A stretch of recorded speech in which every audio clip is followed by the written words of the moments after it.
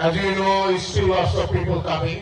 যথাযথ ধর্মীয় ভাবগাম্ভীর্য আর আনন্দ উৎসবের মধ্য দিয়ে অস্ট্রেলিয়ায় পালিত হয় পবিত্র ঈদুল আজহা। বাংলাদেশের সঙ্গে একই দিনে ঈদ হওয়ায় আনন্দের মাত্রা বেড়েছে বহুগুণ। এছাড়া স্থানীয় সময় শনিবার সাপ্তাহিক ছুটির প্রথম দিন হওয়ায় প্রচণ্ড ঠান্ডা উপেক্ষা করে পরিবার নিয়ে ঈদের জামাতে হাজির হন হাজারো মুসল্লি। বিপুল সংখ্যক প্রবাসী বাংলাদেশিরাও ঈদের জামাতে অংশ নেন।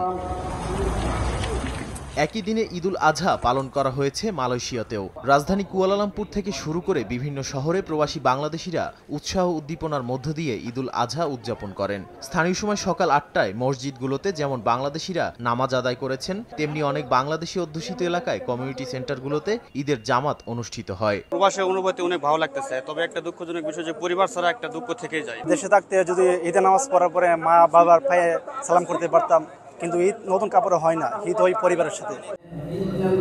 কানাডায় ঈদের সকাল শুরু হয় একাত্মতায়। দেশটির বড় বড় শহরের মসজিদগুলোতে প্রবাসী বাংলাদেশিদের পাশাপাশি ভিড় করেন বিশ্বের নানা প্রান্তের মুসলমানরা।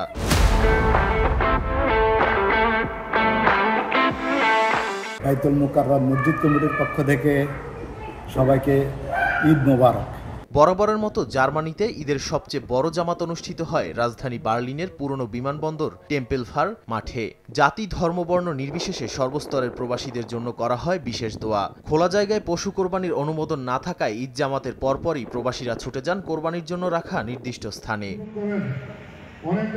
স্পেনের মাদ্রিদে বসবাসরত মুসলিমদের পাশাপাশি বার্সেলোনা ও অন্যান্য শহরে বাংলাদেশি অধ্যুষিত এলাকায় ঈদের সালাত আদায় করেন মুসল্লিরা। অনেকের কর্মস্থলে ছুটি না থাকায় নামাজ শেষ হওয়া মাত্রই জীবন জীবিকার তাগিদে কর্মস্থলে ছুটে যেতে হয়। একই চিত্র ইউরোপের আরেক দেশ ইতালিতে। রাজধানী রোম, মিলান, ভেনিস সহ প্রধান প্রধান শহরগুলোতে মসজিদ এবং খোলা মাঠে ঈদের জামাত অনুষ্ঠিত হয়। আয়ারল্যান্ডেও বাংলাদেশি কমিউনিটির মুসল্লিরা ঈদের নামাজ আদায়ের পর একে অপরের সঙ্গে কোলাকুলি করে শুভেচ্ছা বিনিময় করেন। আয়োজন করা হয় বিভিন্ন মিষ্টি খাবারের। ইউরোপের একেবারে উত্তর প্রান্তের দেশ ফিনল্যান্ডে ৪টি স্থানে বাংলাদেশ কমিউনিটির আয়োজনে ঈদ জামাত অনুষ্ঠিত হয়েছে।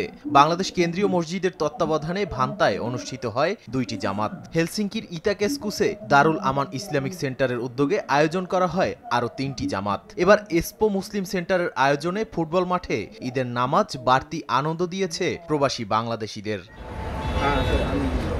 এদিকে মধ্যপ্রাচ্যের দেশ সংযুক্ত আরব আমিরাতে যথাযোগ্য মর্যাদায় ঈদুল আজহা উদযাপিত হয়েছে। দেশটিতে অবস্থানরত প্রবাসী বাংলাদেশিরা স্বতঃস্ফূর্তভাবে ঈদের জামাতে শরিক হন। জামাত শেষে পশু কোরবানি দেন প্রবাসী বাংলাদেশিরা। বড় মসজিদে নামাজ পড়লাম, তারপরে এখান থেকে যে কুরবানি দিব, ছাগল টাগল সবাই একসাথে মিলেমিশে। মনের যে পশুত্বতা আছে এটাকে কোরবানি করার মধ্য দিয়েই আমি মনে করি যে এই ঈদটা উদযাপন করা উচিত। প্রতি বছরের মতো এবারও কুয়েতে বসবাসরত প্রবাসী বাংলাদেশিরা বিভিন্ন স্থানে ঈদের নামাজ আদায় করেন। অনেক স্থানে বাংলা ভাষায় খুতবার আয়োজন করা হয়। কুয়েতে সবচেয়ে বড় ঈদের নামাজ অনুষ্ঠিত হয় মসজিদ আল কেবির বা গ্র্যান্ড মসজিদে। ইসরায়েলি বাহিনীর বিধিনিষেধ উপেক্ষা করে শুক্রবার ভোরেই জেরুজালেমের আল আকসা মসজিদে ঢল নামে মুসল্লিদের। পবিত্র ঈদুল আজহার নামাজে অংশ নিতে কানায় কানায় পূর্ণ হয় মসজিদ প্রাঙ্গণ। জামাতে নামাজ আদায় করেন হাজার হাজার ফিলিস্তিনি। মুসলমানদের সবচেয়ে বড় এই উৎসব হলেও গাজায় ইসরায়েলি হত্যাযজ্ঞের কারণে কারো মুখেই ছিল না আনন্দের হাসি। ঈদের নামাজ শেষে অবরুদ্ধ গাজা উপত্যকার ফিলিস্তিনিদের জন্য করা হয় বিশেষ দোয়া। নাদিম মারজান, সময় সংবাদ।